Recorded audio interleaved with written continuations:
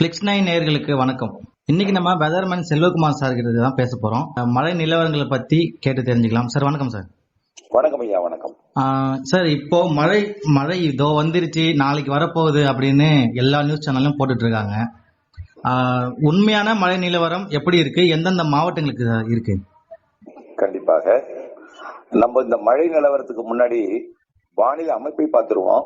சரிங்க சார். அதாவது ஏற்கனவே இலங்கையோட தெற்கு பகுதி வழியா குமரிக்கடல் வழியாக நகர்ந்த காற்றழுத்த தாழ்வு பகுதி தற்பொழுது லட்சத்தீவு அருகே நீடித்துக் கொண்டிருக்கிறது. நிகழ்வு ஒன்று. மற்றொன்று, நேற்றைக்கு 19ஆம் தேதி தென் மேற்கு வங்கக்கடல், அதாவது இலங்கையை ஒட்டிய வங்கக்கடல் பகுதியில ஒரு கீழடுக்கு சுழற்சி உருவாகி நீடித்துக் கொண்டிருக்கு. இந்த கீழடுக்கு சுழற்சி தான் வரக்கூடிய 24ஆம் தேதி வரைக்கும் தமிழ்நாட்டுல குறிப்பா தென் மாவட்டங்களுக்கும் மன்னார் வளைகுடாவை ஒட்டி உள்ள மாவட்டங்களுக்கும் டெல்டா மாவட்டங்களுக்கும் தென் மாவட்ட மேற்கு தொடர்ச்சி மலைக்கும் நல்ல மழை பொழிவை கொடுக்க போகுது. இதற்கு அடுத்தபடியா ஒரு நிகழ்வு தற்பொழுது தென்சீன கடற்பகுதியிலிருந்து மலேசியா கடந்து தாய்லாந்துக்கு வெள்ளப்பெருக்கை ஏற்படுத்திவிட்டு அந்தமான் கடற்பகுதியில இறங்கி இருக்கு. இது நாளை தெற்கு அந்தமான் கடற்பகுதிக்கு மிக மெல்ல அது வங்கக்கடலோட தெற்கு மத்திய பகுதிக்கு காற்றழுத்த தாழ்வு பகுதியாக உருவாகி ஒரு தீவிர காற்றழுத்த தாழ்வு பகுதியாகவும் மண்டலமாகவும் தீவிர மண்டலமாக ஆழ்ந்த மண்டலமாகவும் புயலாகவும் உருவாக போகுது. அதுதான் அதீத மழைப்பொழிவு, தொடர் மழைப்பொழிவு, நிறைய மழைப்பொழிவு கொடுக்க போகிற நிகழ்வு அடுத்து வருவது. அதாவது 25ஆம் தேதியிலிருந்து 29ஆம் தேதி வரை மழை தரக்கூடிய நிகழ்வு. அதற்கு முன்பு 24ஆம் தேதி வரை இப்பொழுது இலங்கை அருகே நீடித்துக் கொண்டிருக்கூடிய நிகழ்வு மழை தரப்போகிறது. இப்போ இன்றைக்கு மாலையே மழை பொழிவை தொடக்கி விட்டது. அந்த நிகழ்வு நாகப்பட்டினம் மாவட்ட கடலோரத்திலையும் மயிலாடுதுறை மாவட்டத்திலையும் இன்றைக்கு தொடங்கிய மழை அது திருவாரூர் மாவட்டத்துக்கு கடுமையான இடி மின்னலுடன் கொடுத்தது. இன்றைக்கு மாலை அது கொரடாச்சேரி மற்றும் கூத்தாநல்லூர், நீடாமங்கலம் மற்றும் திருவாரூருக்கும் மன்னார்குடிக்கும் இடைப்பட்ட பகுதியில 5 சென்டிமீட்டர் அரை மணி நேரத்தில் பொழிந்திருக்கிறது இடி மின்னலுடன். இந்த நிகழ்வு தஞ்சாவூர் மாவட்ட எல்லை போனா அப்படியே செயலிழந்துரும். இன்னைக்கு இந்த இடத்துல மட்டும்தான் மழை. இன்றைக்கு மாலை இதற்கு மேல பெரிதா மழை முன்னேறாது. இன்றைக்கு பெரும்பாலும் இரவாயிட்டாலே குளிர் வந்துடும். அடுத்தபடியா நாளை காலை அதிகாலையில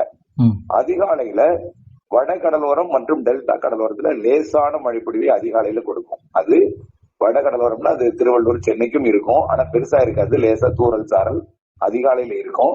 அது புதுச்சேரிக்கு தெற்கே உள்ள கடலூர், மயிலாடுதுறை, நாகப்பட்டினம் மற்றும் திருவாரூர், தஞ்சாவூர் மாவட்ட, காரைக்கால் பகுதி இங்கெல்லாம் லேசான மழை பொழிவை அதிகாலையில கொடுக்கும். காலை கூட மேகமூட்ட வானிலையும் தூறலையும் கொடுக்கலாம். நாளை காலை கூட, அதாவது வெள்ளிக்கிழமை 21ஆம் தேதி காலை அதிகாலையில மழை இருக்கும். இந்த நிகழ்வு மெல்ல தீவிரமடையும் இலங்கைக்கு கிழக்கு பகுதியில இருந்து கொண்டு.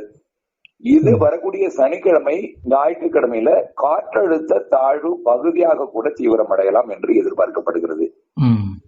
இதன் காரணமா கூடுதலாக கிழக்கு காற்றையும் நிலநடுக்கோட்டு இந்திய பெருங்கடல் காற்றையும் டெல்டா மாவட்டங்கள் மற்றும் தென் மாவட்டங்கள்ல குவிக்கும் என்று எதிர்பார்க்கப்படுகிறது.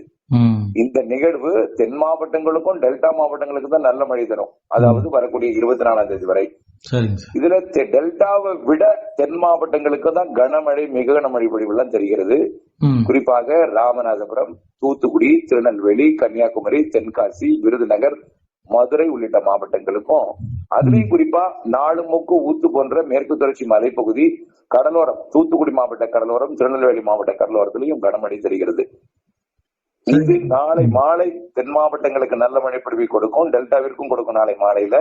ஆனால் தொடர்ச்சியாகவோ அல்லது பரவலாகவோ கொடுக்காது. ஒரு இடத்துல உருவாக்கி இன்னொரு இடத்துல கொடுக்கும், அப்படியே அடுத்தடுத்த ஊர்களுக்கு போய் நின்று போயிடும். அப்படித்தான் இருக்கும். ஏன்னா காற்று சுழற்சி தாழ்வு நிலை தான், அதாவது கீழடுக்கு சுழற்சி தான் இப்ப இருக்கிறது.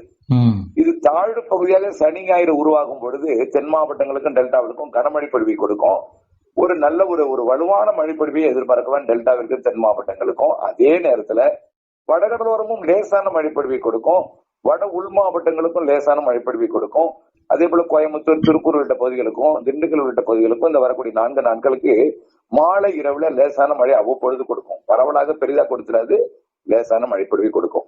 இந்த நிகழ்வு வரக்கூடிய திங்கட்கிழமை வாக்குல, அதாவது 22, 23 தீவிரமடைந்து 24ஆம் தேதி கொடுத்து அன்றைய தினம் புதிதாக 22ஆம் தேதி தெற்கு அந்தமான் பகுதியில் உருவாகக்கூடிய நிகழ்வு மேற்கு நோக்கி வரும் பொழுது அந்த நிகழ்வோட இது போய் இணைந்து தீவிரமடையும் என்று எதிர்பார்க்கப்படுகிறது. நேரடியாக புதிய நிகழ்வு அந்தமான் பகுதி நிகழ்வு இலங்கை அருகே வந்து தீவிரமடைந்தால் அது இலங்கைக்கும் நிறைய மழைப்பொழிவை கொடுத்து கொண்டே டெல்டா மாவட்டங்களுக்கும் நிறைய மழைப்பொழிவை கொடுத்து கொண்டே இறுதியில வடகடலோரம் போய் கரை கடக்கும் என்று எதிர்பார்க்கப்படுகிறது. அல்லது டெல்டா மாவட்டங்களுக்கு நேர்கிழக்கே வந்து தீவிரமடைந்தால் அது வடகடலோரம் மற்றும் தெற்கு ஆந்திர பகுதிகளுக்கு நிறைய மழைப்பொழிவை கொடுக்கும் என்று எதிர்பார்க்கப்படுகிறது. ஆனால் நிகழ்வு வரக்கூடிய 25 29 வரை ஊடகங்கள் அனைத்திலும் பேசுபொருளாகக்கூடிய சென்யார் என்ற ஒரு பெயர் கொண்ட ஒரு புயலாக பேசுபொருளாகக்கூடிய ஒரு அமைப்பாகத்தான் இருக்கும். ஆனால் புயல் ஒரு தீவிர புயல் வரை தீவிரமடைந்தாலும் கரையை தொட்டதும் செயலிழந்துதான் கரை கிடக்கும். கடலுக்குள் இருக்கும் பொழுதும் ஒரு பெரிய அச்சுறுத்தலை கொடுக்கும், காற்றை கொடுத்து கொண்டிருக்கும். கடலுக்குள்ள கரை ஏறும் பொழுது செயல் இழந்து கரை கடந்து நிறைய மழைப்பொழிவை டெல்டா மாவட்டங்களுக்கும் வடகடலோர மாவட்டங்களுக்கும் வட உள்பகுதிகளுக்கும் தெற்காந்திர பகுதிகளுக்கும் கொடுக்கும். கரை கடக்கும் மையம் வட மாவட்டங்கள் தமிழ்நாட்டின் வடகடலோரமாக இருக்கும். கரை கடக்கும் பொழுது செயலிழந்து கிடக்கும். நிறைய மழைப்பொழிவை வடகடலோரம் மற்றும் வட உள் மாவட்டங்களுக்கு தான் கொடுக்கும் என்று எதிர்பார்க்கப்படுகிறது. எங்கே கடந்தாலும் சென்னைக்கு மழை உறுதி வரக்கூடிய 25 தேதிக்கு மேல 29 தேதிக்குள்ள 3 நாள் தொடர் மழைப்பொழிவு இருக்கிறது. இதுல 26, 27, 28 இருக்கலாம் என்று எதிர்பார்க்கப்படுகிறது. சார், இப்போ இந்த 24 வரைக்கும் மழை இருக்கு, அது தென் மாவட்டத்துல இருக்குன்னு சொல்லிங்க. 25க்கு மேலயும் மழை இருக்கு. தாய்லாந்துல இருந்து அந்த வெள்ளம் ஏற்படுத்திட்டு வர தண்ணி இங்க வரும்ன்றீங்க. இப்போ பிளட் வர வாய்ப்பு இருக்கு சார் தென் மாவட்டங்கள்ல? அதாவது தாய்லாந்துல இருந்து கொண்டு அந்த நிகழ்வு, அதாவது மலேசியாவில இருந்து கொண்டு தாய்லாந்துக்கு வெள்ளப்பெருக்கு ஏற்படுத்தியது. தற்பொழுது அந்த நிகழ்வு தெற்கு அந்தமான் பகுதியை நோக்கி வருகிறது. அது மேலும் தீவிரமடைந்து ஒரு புயல் வரை தீவிரமடைந்து தமிழ்நாட்டின் கரையை நெருங்க போகிறது. கண்டிப்பா அது கரை கடக்கும் இடத்தை பொறுத்துதான் எங்கெங்கெல்லாம் பிளட் ஏற்படும் என்பதை தான் தெரிவிக்க முடியும். ஆனால் கண்டிப்பாக எங்கே கடந்தாலும் சென்னை, திருவள்ளூர், காஞ்சிபுரம், செங்கல்பட்டு மற்றும் விழுப்புரம், அதற்கு உள்ளே இருக்கக்கூடிய ராணிப்பேட்டை மாவட்டங்களுக்கு நிறைய மழைப்பொழிவு கொடுப்பதற்கு வாய்ப்பு இருக்கு. அது ஒரு மழை தரும் நிகழ்வாகத்தான் கருதப்படுகிறதே தவிர கடுமையான ஒரு அதாவது 110 கிலோமீட்டர் வேகம் கொண்ட ஒரு புயல் கூட உருவெடுக்கலாம். ஆனால் நெருங்கும் பொழுது அது ஒரு தாழ்வு மண்டலமா தான் கரை கிடக்கும். அதனால மழை தரும், தாழ்வு மண்டலம் என்றாலே மழை தரும். வடகடலோர மாவட்டங்களுக்கு கண்டிப்பா எங்க கடந்தாலும், அது டெல்டா கிட்ட கடந்தாலும் அல்லது டெல்டாவிற்கு வடக்குப்புறம் கடந்தாலும் அல்லது புதுச்சேரிக்கு ஒட்டியில உள்ள பகுதியில கடந்தாலும் அல்லது சென்னை அருகே கடந்தாலும், எங்க கடந்தாலும் சென்னைக்கு நிறைய மழைப்பொழிவு உண்டு. சென்னை, திருவள்ளூர், செங்கல்பட்டு, காஞ்சிபுரம் மற்றும் உள்ளே இருக்கக்கூடிய ராணிப்பேட்டை, வேலூர், திருவண்ணாமலை மாவட்டம் வரைக்கும் நிறைய மழைப்பொழிவு உண்டு. தெற்கு ஆந்திராவிற்கும் உண்டு மழைப்பொழிவு.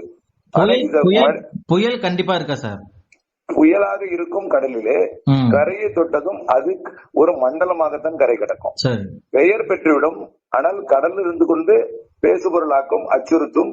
கரையை தொட்டதும் அது மண்டலமாகத்தான் மழை தரும் நிகழ்வாகத்தான், ஒரு பாதிக்கும் மழைன்னு தான் சொல்லலாம். நிறைய மழை, ஏன்னா 2 நாளைக்கு நான் ஸ்டாப்பா மழை கண்டிப்பா கொடுக்கும். தொடர்ச்சியா 2 நாளைக்கு தொடர்ச்சியான மழைப்பொழிவை கொடுக்கும். மெல்ல நகரும் நிகழ்வாக இருக்கும். கரையை நெருங்கும் பொழுது அந்த செயலிழக்க முற்படும் பொழுது என்ன டப்புன்னு செயலிழந்துராது. முட்டி மோதி செயலிழக்கும் பொழுது மழைப்பொழிவு நிகழ்வாக மாறிவிடாது.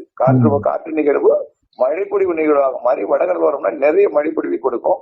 தெற்கு ஆந்திராவிற்கும் நிறைய மழைப்பொழிவை கொடுக்கும். இன்னும் எத்தனை சுற்றா சார் மழை இருக்கும்? அதாவது இந்த நிகழ்வு 29ஆம் தேதி வரை, இப்போது இருப்பது ஒன்று, இலங்கைக்கு இருப்பது 24ஆம் தேதி வரை. அடுத்த நிகழ்வு 25 29ஆம் தேதி, அடுத்தது 30ஆம் தேதியிலிருந்து 2ஆம் தேதி வரைக்கும் ஒரு இடைவெளி கொடுக்கும் மழை. அப்போ நிகழ்வு சிங்கப்பூர் பகுதியில மழைப்பொழிவை கொடுத்துட்டு இருக்கோம். அது இப்ப அதாவது இங்கே மழைப்பொழிவு கொடுத்து கொண்டிருக்கோம். அதே வேளையில, அதாவது இங்கே சென்னியார் புயல் நெருங்கி கொண்டு மழைப்பொழிவை கொடுத்து கொண்டிருக்கும் அதே வேளையில சிங்கப்பூர், மலேசியாவில மழைப்பொழிவை கொடுத்து கொண்டே இருக்கும் ஒரு நிகழ்வு. அந்த நிகழ்வு அந்தமான் கடற்பகுதிக்கு வந்து அது வரக்கூடிய 3ஆம் தேதியிலிருந்து 8ஆம் தேதி வரை தமிழ்நாட்டை நெருங்கி அது வட இலங்கை வழியாக தென் மாவட்டங்கள் வழியாக உள்ளே புகுந்து அரபிக்கடல் நோக்கி போகும். அதுவும் நிறைய மழைப்பொழிவை தரும். அதாவது டிசம்பர் முதல் வாரத்துல ஒரு வலிமையான நிகழ்வு. அதுக்கப்புறம் கிறிஸ்துமஸுக்கு முன்னாடி, அதாவது 2வது 3வது வாரத்துல மேலும் 3 நிகழ்வு இருக்கு. அது சாதாரண மண்டலமாகவோ அல்லது ஒரு வெல்மார்க் ஆபரேஷனாவோ இருக்கும். அதுவும் நிறைய மழை தரும். அதுவும் இலங்கை வந்து தென் மாவட்டங்கள் வழியாக பயணிக்க வாய்ப்பு இருக்கு. கிறிஸ்துமஸுக்கு அப்புறம் ஒரு வலிமையான நிகழ்வு தெரிகிறது அதுவும். இப்படி இந்த வடகிழக்கு பருவமழை ஜனவரி இறுதி வரை தொடர வாய்ப்பு இருக்கு, ஜனவரி இறுதி வரை. ஆனால் வடகிழக்கு பருவமழை புள்ளி விவரம், மழைப்பொழிவு புள்ளி விவரம் என்பது டிசம்பர் 31 முடிச்சிருவாங்க. ஆனால் பருவமழை கணக்கு என்பது டிசம்பர் 31 முடிஞ்சிடும். பருவமழை ஜனவரி இறுதி வரை தொடர வாய்ப்பு இருக்கு.